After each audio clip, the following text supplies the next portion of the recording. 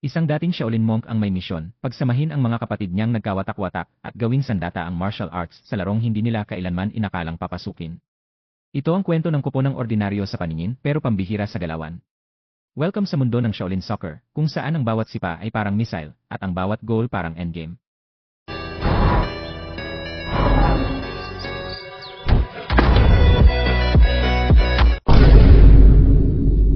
Isa sa mga pinakamahusay na manlalaro ng soccer ang tinatawag ang kanyang sarili na golden leg dahil sa kanyang kakayahang laging makapuntos sa tuwing siya'y tumatama sa goal.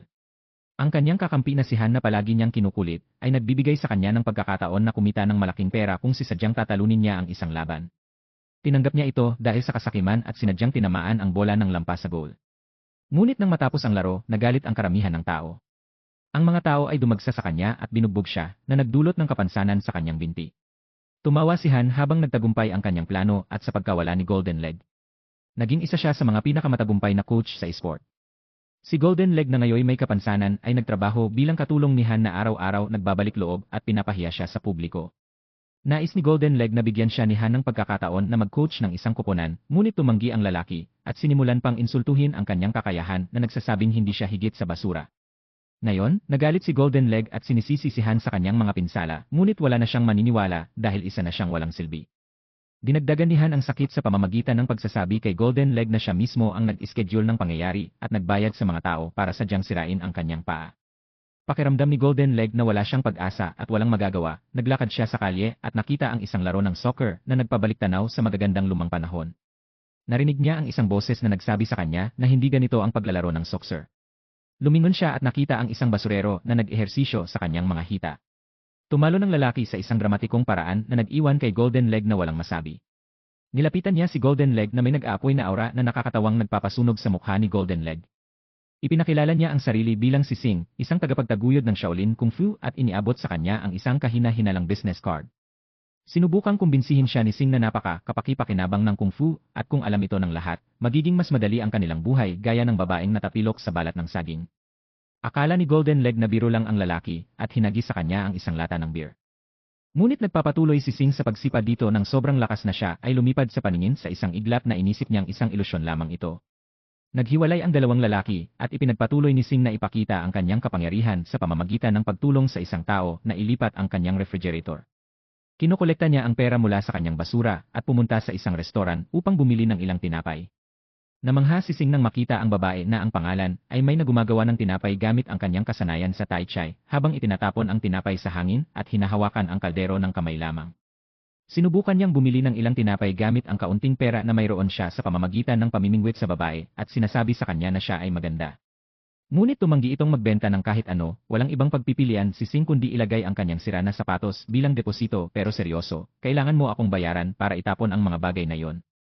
Sinubukan niyang hikayatin siya bilang huling paraan sa pamamagitan ng pagkanta sa kalsada na ikinagulat ng lahat, ngunit ang kanyang mga ritmo ay napaka-hypnotic na lahat ay nagsimulang sumali sa kanyang katawa-tawang sayaw.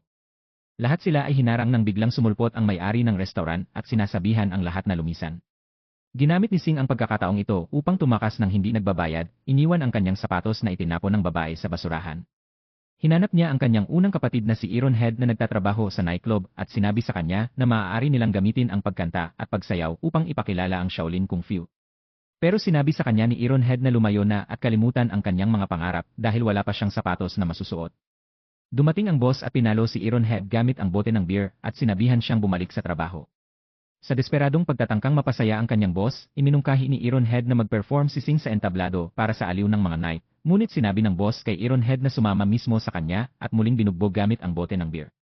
Napakasama ng kanilang performance sa entablado at nagulat ang mga customers sa kanilang ginagawa. Pumunta sila sa entablado at sinimulang suntukin ang dalawang magkapatid. Sinubukang lumaban ni Sing ngunit ayaw niyang mawala ng trabaho ang kanyang kapatid kaya't sumuko siya at natumba.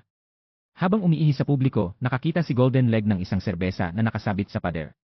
Naalala niya na yon din ang serbesa na sinipa ni Sing at sinubukang hilahin ito palabas. Nabiyak at nabasag ang pader na nagbunyag ng laban na magaganap sa pagitan ni Sing at ng mga customer sa nightclub. Sinabi ni Sing sa mga gangsters na humingi sila ng tawad sa pagiging bastos, na nilait nila at sinimulang atakihin si Sing. Sinubukan niyang pigilan sa simula ipinapakita ang kanyang napakalakas na lakas ngunit patuloy na inaatake ng mga gangsters. Sinipa ni Sing ang soccer ball sa isa sa mga tulisan na nagpalipad sa kanya. Bumangon siya na iniisip na ayos lang ang lahat, ngunit nagsusuka kaagad. Pagkatapos, sinipan niya muli ang bola, nabasag ang mga konkretong pader, at pinapalipad ang mga gangsters isa-isa. Natatakot sila sa kanyang kapangyarihan at nakiusap sa kanya na patawarin sila, kahit na binugbog niya ang mga tulisan, labis pa rin siyang nababahala sa kanyang kabiguan sa pagpapasikat ng kung fu at nag-iisa sa kalye habang umiinom ng milkshake. Natagpuan siya ni Golden Leg at humingi ng pahintulot na tingnan ang kanyang paa na indifferent si Sing tungkol dito. Napagtanto ni Golden Leg ang tunay na potensyal ng kapangyarihan ni Sing at iminungkahi na gagamitin niya ito sa paglalaro ng soccer. Nagulat sa mungkahi at posibilidad ng paggamit ng kanyang talento, dali-daling sinundan ni Sing si Golden Leg para turuan siyang maglaro, ngunit sinabi niya na dapat ay may sapatos muna siya. Bago yon, bumalik siya kay May para sa kanyang sapatos, ngunit sinabi nito na itinapon na niya ang mga iyon dahil wasak na. Sa puntong lalayas siya ng May pagkadismaya, itinapon niya sa kanya ang mga sapatos na naayos at may mga sticker niya at mumiti si Sing sa kaligayahan. Pagkatapos, nagtungo siya sa lahat ng kanyang mga kapatid at hiniling na sumama sila sa soccer team upang pasikatin ang kung fu, ngunit bawat isa ay may dahilan at bagay na sinasabing pangarap lamang ni Sing. Ang kanilang mga buhay ay naging mahirap matapos pumanaw ang kanilang guro dahil hindi nila nakita ang anumang paggamit ng kanilang mga talento. Wala na sa kanila ang nagpraktis ng kanilang kung fu at matagal na ring nawala ang kanilang mga kakayahan. Ang ika-6 na kapatid na kilala sa kanyang liksi at kakayahang lumipad ay halos hindi na makalakad ng ilang hakbang nang hindi natutumba.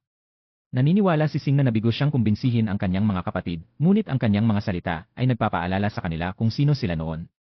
Sa kanyang pagtataka, nagtipon silang lahat sa bubong sa isang dramatikong paraan, handang magsimula ng pagsasanay habang pinagsasama-sama ang kanilang mga kamay. Hindi maayos ang kanilang pagsasanay dahil sinipa ni Sing ang bola pataas sa langit. Kinailangan nilang hintayin ng 2 oras para itong bumagsak. Sinabi ni Golden Leg kay Sing na kailangan niyang kontrolin ang kanyang mga kapangyarihan. Kinuha niya ang itlog mula sa ika-6 na kapatid at itinapon ito kay Sing ngunit nabasag ito sa pagkakakontak. Nang subukan niyang sipain ito, nagpatakbo ng galit ang kapatid upang kainin ang mga labi. Kinailangan nilang hilahin ang lalaki palayo habang siya'y umiiyak tungkol sa kanyang mga itlog. Itinapon ng ginintuang binti ang isa pa kay Sing ngunit sa pagkakataong ito ay nasira ito sa kanyang pantalon. Naramdaman ni Sing ang panganib at mabilis na itinapon ang isa pang itlog sa bibig ng pangatlong kapatid na nagreresulta sa ilang French kissing action na ikinagulat ng lahat. Nag-improve si Sing sa pagkontrol sa kanyang mga kapangyarihan, ngunit muling nabasag ang itlog. Inihagis niya ito sa bibig ng pangatlong kapatid na nagresulta sa mas maraming French kissing. Ang kanilang pagsasanay sa wakas ay nagsisimulang magpakita ng mga resulta tulad ng sinasabi ay nagpapakita ng superhuman na kapangyarihan sa paghawak ng bola habang ang lahat ay nakatingin sa kanya sa pagkamangha. Si Golden Leg ay inilaban niya ang kanyang koponan sa kanilang unang kompetisyon laban sa isa pang koponan. Sikat sa kanilang natatanging pamamaraan sa larangan ng soccer. Sa katunayan, binubuo sila ng mga thugs mula sa nightclub na nakipaglaban kay Sing noon. Alam mo na may masamang mangyayari dahil nalaglag ang sandata ng kanilang kapitan na nakamamatay mula sa kanyang pantalon bago ang laban. Nagsimula ng normal ang laban sa simula, ngunit kailangan kong sabihin na sa pamamagitan lamang ng pagtingin sa kanilang mga kakayahan, ang tsansa nilang talunin ang kahit na anong ibang koponan ay halos wala. Mabilis na nagbago ang tono ng laban nang sila ay malapit ng makapuntos at umatake ang kalabang koponan kay Sing gamit ang maraming lumilipad na sipa. Tumingin siya sa paligid at nakita ang kanyang koponan na winawasak sa kaliwa at kanan. Ang buong stadium ay naging ganap na larangan ng digmaan habang sinusubukang tumakas si Sais. Inilagay ng isa pang kapatid ang kanyang pantalon sa isang patpat bilang tanda ng pagsuko na pinagtawanan ng kabilang koponan. Sinabi nila sa kanya na isuot ang kanilang panloob sa kanyang ulo bilang pagpapakita ng pagkatalo.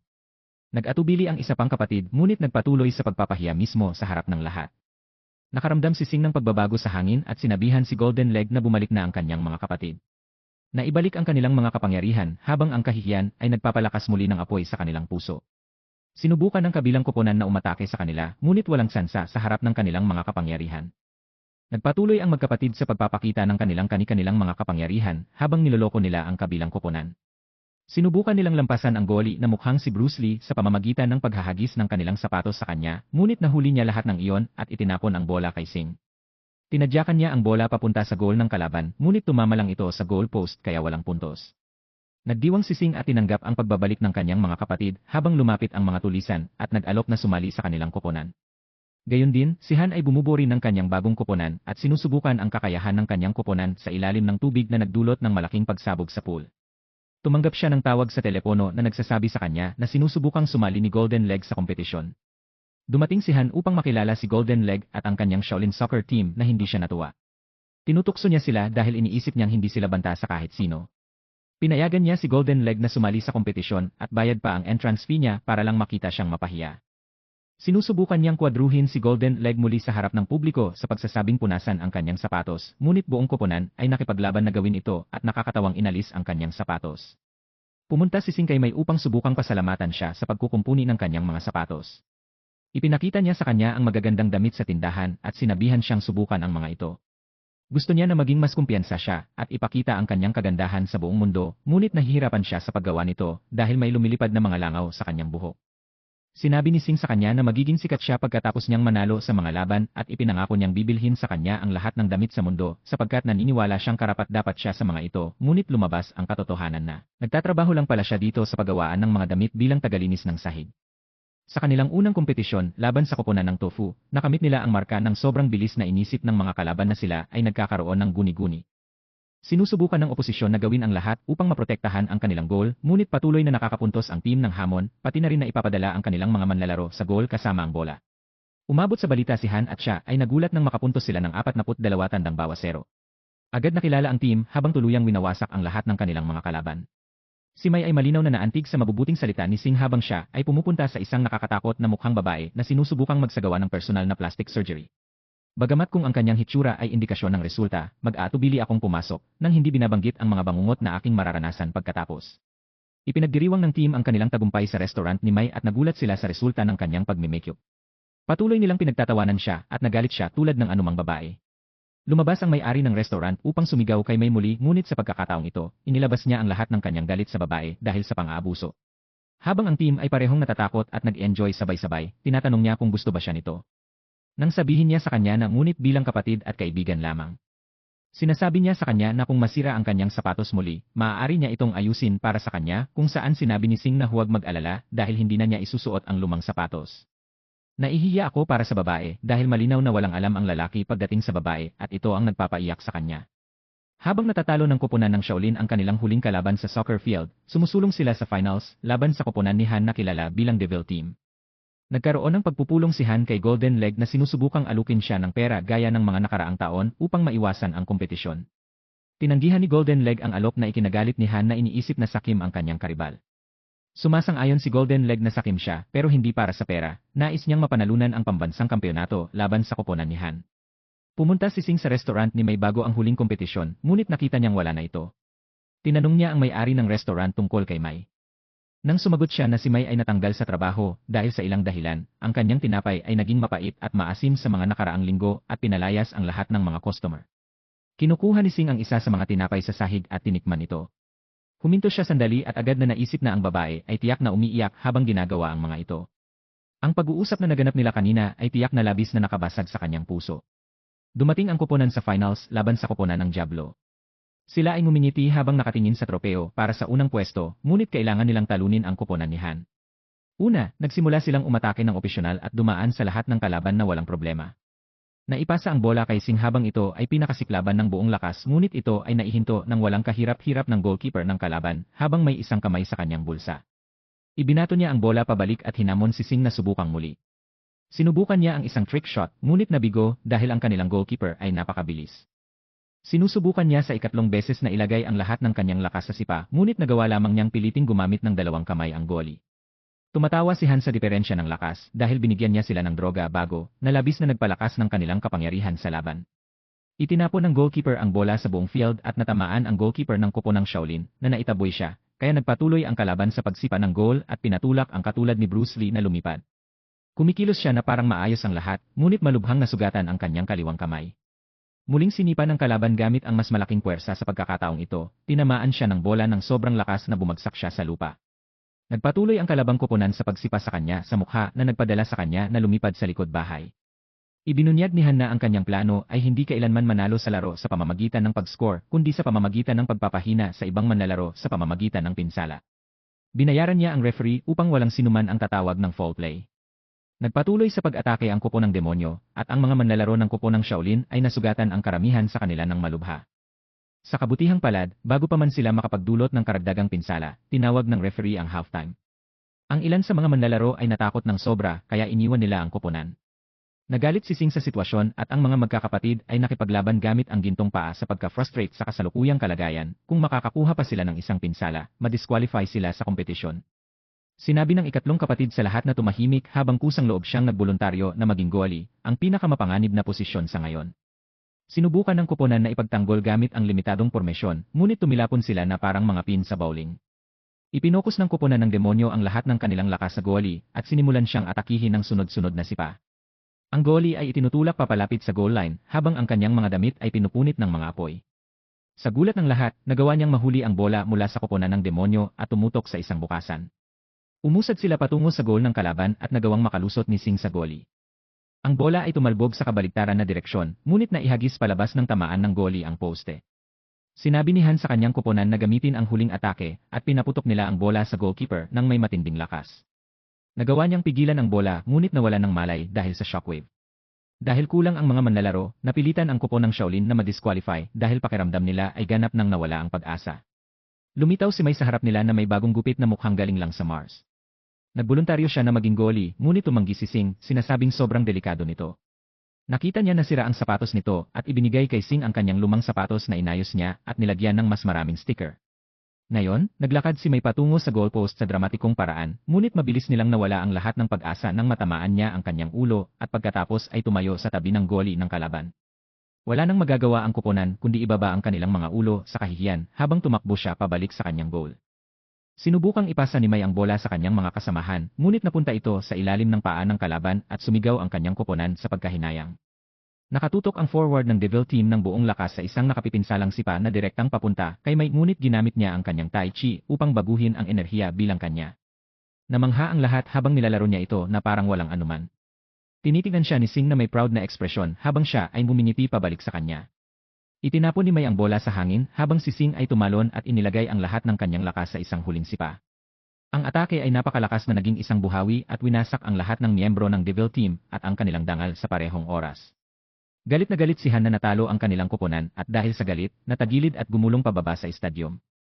Ipinagdiwang ng Shaolin Team ang kanilang tagumpay habang kinikilig si Singh sa mga mata ni May. Dinala si Han sa bilangguan matapos mapatunayan na gumamit siya ng iligal na substansya para sa kanilang koponan. Minsan mamaya, si Singh ay nagjo-jogging sa kalye habang suot pa ang sapatos na inayos ni May para sa kanya. Nakita niya ang parehong babae na nadapa sa simula pero sa pagkakataong ito ay nakapagtutuwid siya ng sarili gamit ang kung fu sa isang stylish na paraan. Ngumiti si Singh habang nakikita ang mas marami pang tao na gumagamit ng kung fu sa kanilang pang-araw-araw na buhay at masaya siya na matagumpay niyang naipalaganap ang kung fu sa lahat. Kaya ano sa tingin niyo tungkol sa pelikulang ito? Ipaalam sa akin sa mga komento sa ibaba, at kung nagustuhan nyo ang aking video, pakipindot ang like at mag-subscribe para sa higit pa. Kita-kits sa susunod.